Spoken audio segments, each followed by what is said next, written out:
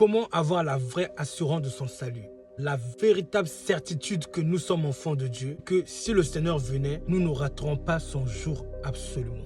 Bonjour, que Dieu nous bénisse. Nous sommes dans le texte de 1 Jean chapitre 3 verset 18. Il est dit, petit enfant, n'aimons pas avec la parole et avec la langue, mais avec action et avec vérité.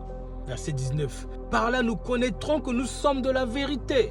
Et nous rassurerons nos cœurs devant lui. Autrement dit, comment connaître que nous sommes de la vérité?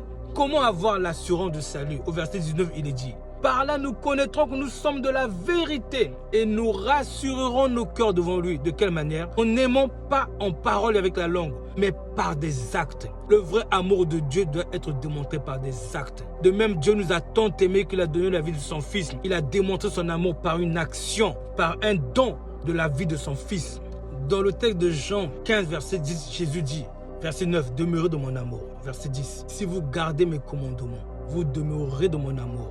De même, moi-même, j'ai gardé les commandements de mon Père et que je demeure dans son amour. Comment Jésus a demeuré dans l'amour du Père? En gardant les commandements du Père. Jésus nous a dit pour nous, nous devons demeurer dans son amour en gardant ses commandements. Mais quel est son commandement le plus ultime?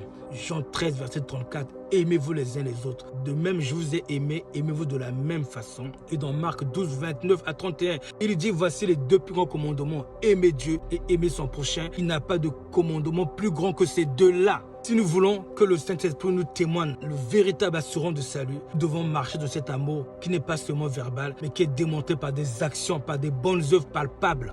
Dans le texte de 1 Jean chapitre 2, 28, il est dit, petit enfant, demeurez en lui, afin que lorsqu'il paraîtra, nous ayons de l'assurance et qu'à son avènement, nous ne soyons pas confus et éloignés de lui. Que nous ayons de l'assurance. Comment avoir cette assurance que l'Esprit de Dieu donne? C'est en demeurant dans sa parole. Et si parmi nous, quelqu'un a du mal à garder sa parole, sache que la croix est une source d'espoir. Sache que ce que tu n'arrives pas à faire de toi-même, Christ t'aidera à le faire. Il a dit dans Éphésiens 3, 20, or à celui qui peut faire, par la puissance qui agit en nous, infiniment au-delà de ce que nous espérons. Jésus est capable de nous amener à marcher dans l'amour. Si nous aspirons à la croissance de l'amour, si nous aspirons à marcher avec lui, il le fera, il le produira. Mais si nous y aspirons, si nous le cherchons de tout notre cœur, que Dieu nous bénisse. Amen.